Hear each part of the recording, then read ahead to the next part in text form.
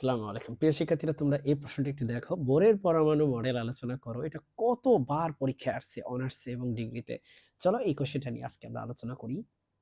তো দেখো, বোরের পরমাণু মডেল নিয়ে যদি আলোচনা তোমাকে করতে বলে, তাহলে সেখানে তুমি প্রথমত হচ্ছে বোরের পরমাণু মডেলের সীমাবদ্ধতা নিয়ে আলোচনা করবা, স্বীকার্যগুলো নিয়ে আলোচনা করবা। এরপরে তুমি একটু সীমাবদ্ধতা নিয়েও আলোচনা করবা।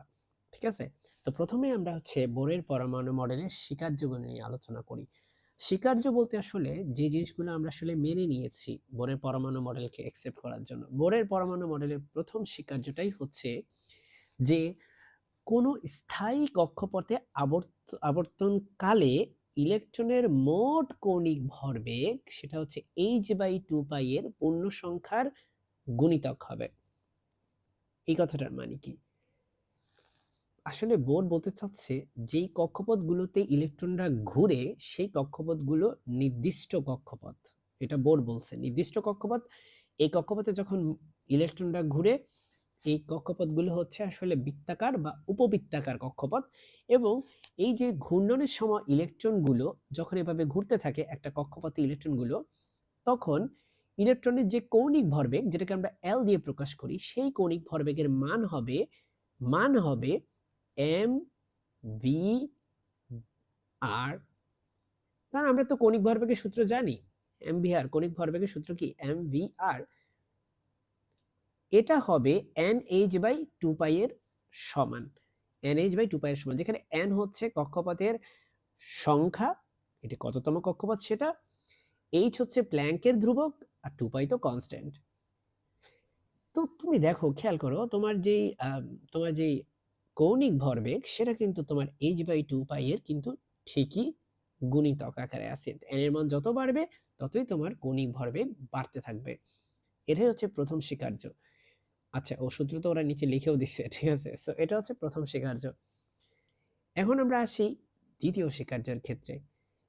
তুমি এদের ব্যাখ্যাগুলো একটু পড়ে নিবে, সুন্দর করে লিখবা, তাহলে ইনশাআল্লাহ ফুল মার্ক পাবা। দ্বিতীয় স্বীকার্য কি?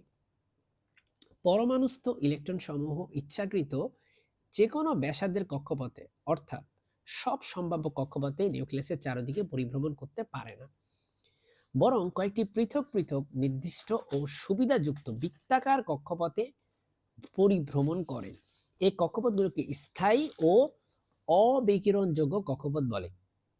এই স্থায়ী কক্ষপথে আবর্তনকালে ইলেকট্রন সমূহ কখনো শক্তি বিকিরণ করে না।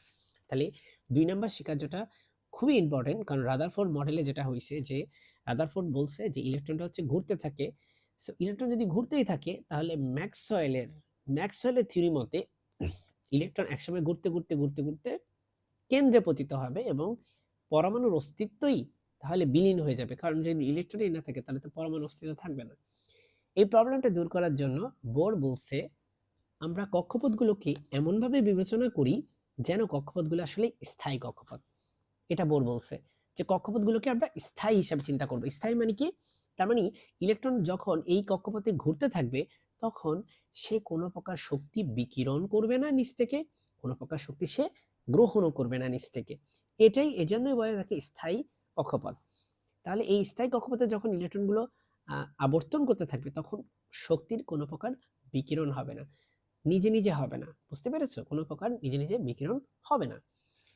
তাহলে এই ব্যাপারটাই হচ্ছে আসলে 2 নাম্বার স্বীকার্য। আমি আবারও বলি, 2 নাম্বার স্বীকার্য হচ্ছে বোর বলছে যে ইলেকট্রনগুলো যে বৃত্তাকার কক্ষপথে ঘুরে, সেই কক্ষপথগুলোর শক্তি নির্দিষ্ট, বাট সেই কক্ষপথগুলোর আকার হচ্ছে নির্দিষ্ট, এটাই। এবং যখন সে নির্দিষ্ট কক্ষপথে ঘুরতে থাকে, তখন সে কোনো প্রকার শক্তির বিকিরণ ঘটায় না। এখন 3 নাম্বার স্বীকার্যটা হচ্ছে, যেটা লাস্ট স্বীকার্য, সেটা হচ্ছে যে আচ্ছা, ওরা নিচ থেকে ইলেকট্রনরা এক কক্ষপথ থেকে আরেক কক্ষপথে হচ্ছে শক্তির বিকিরণ ঘটায় না, কিন্তু যদি বাহ্যিক কোনো প্রভাব থাকে, বাহিরের কোনো প্রভাব, ধরো একটা ফোটন এসে এখানে ইলেকট্রন হচ্ছে এভাবে করে ঘুরতেছিল, এই ইলেকট্রনটা একটা ফোটন এসে এখানে আঘাত করলো, হ্যাঁ, বা আমরা ফোটন ফোটন মানে আসলে লাইট পার্টিকেল, অথবা হিট হিট হিটও তো আসলে এক ধরনের এনার্জি, তাই না? সো হিট যদি আমরা দেই, এক্সাইটেড করি, বাহ্যিকভাবে প্রভাবিত করি, এই সমস্ত ক্ষেত্রে ইলেকট্রন কিন্তু ওই স্থায়ী কক্ষপথ ছেড়ে সে উপরের কক্ষপথে চলে যাবে, ঠিক আছে? এবং সাথে, সাথে সেই ইলেকট্রনটা আবার এনার্জিটাকে ছেড়ে দিয়ে সে আবার আগের জায়গায় চলে আসবে। এটা হচ্ছে কি ৩ নাম্বার স্বীকার্য। তাহলে এই যে কক্ষপথটা, এই কক্ষপথের শক্তি যদি হয় E1 আর পরের কক্ষপথের শক্তি যদি হয় E2, এই ২ টা কক্ষপথের শক্তির যে ডিফারেন্স, সেই ডিফারেন্সটা যদি হয় E1 মাইনাস E2, ওরা এরকম দিছে কেন? কারণ E1 E2 এর মধ্যে কোনটা বড় হবে আমরা জানি না। সরি। সো এরপরে কোনটা বড় হবে জানি না এই অর্থে, কারণ তুমি কোনটাকে আগে, এটা কি E1 ধরবা না এটা কি E2 ধরবা, এটা তো তোমার চয়েস, তাই না? সো যাই হোক, এখন আমরা এটা ইকুয়াল টু বলতে চাচ্ছি কি? এটা ইকুয়াল টু বলতে চাচ্ছি এইচ নিউ। এই এইচ নিউ কোত্থেকে আসছে? এটা আসছে ম্যাক্স প্ল্যাঙ্কের থিওরি থেকে। ম্যাক্স প্ল্যাঙ্কের কোয়ান্টাম থিওরি ছিল, যেটা বোরের যে মডেলটা, তার মডেলটা দেওয়ার প্রায় মনে হয় কত 11 বছর আগে, 11 বছর আগে হচ্ছে ম্যাক্স প্ল্যাঙ্ক এই কোয়ান্টাম থিওরি দিয়ে গেছে। সো ম্যাক্স প্ল্যাঙ্ক এর মতে যে এই যে শক্তির যে একটা গ্যাপটা, এই গ্যাপটা হচ্ছে এইচ নিউ এর সমান, ঠিক আছে? এটাই বলতে চাচ্ছি। আমি আবার একটু বলি, যখনই কোনো ইলেকট্রন একটি সুবিধাযুক্ত কক্ষপথ থেকে অপর একটি সুবিধাযুক্ত কক্ষপথে লাফ দেয়, তখন এই শক্তির বিকিরণ বা শোষণ ঘটে। তার মানে প্রথমে শক্তি শোষণ করলো বাহিরের কোনো একটা এক্সটার্নাল কারণে, শোষণ করে সে উপরে লাফ দিল এবং সেই শোষিত শক্তিটাকে বিকিরিত করে দিয়ে সে আবার আগের জায়গায় ফিরে আসলো।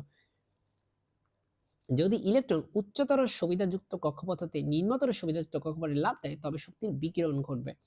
আর যদি ইলেকট্রন নিম্নতর সুবিধাযুক্ত কক্ষপথ হতে উচ্চতর সুবিধাযুক্ত কক্ষপথে লাফ দেয়, মানে এখানে উপরের দিকে যায়, তাহলে শক্তির শোষণ ঘটবে, যেটা আমি একটু আগে বললাম।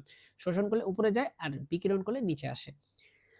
এই বিকিরিত বা শোষিত শক্তির পরিমাণ দুই কক্ষপথের শক্তির বিয়োগফলের সমান। আমি যেটা বললাম যে ওই যে E1 - E2 বা E2 - E1 যেটাই বলো, এবং এর মান হচ্ছে h নিউ এর সমান, যেটা আমরা লিখলাম। সো আমাদের বোর বলল যে E1 - E2 এটা হচ্ছে h নিউ এর সমান হবে, ঠিক আছে? এটা বলে দিল আমাদেরকে। আমরা বললাম ওকে। সো E1 কি E2 কি? E1 হচ্ছে ধরো প্রথম কক্ষপথের শক্তি, আর E2 হচ্ছে দ্বিতীয় কক্ষপথের শক্তি।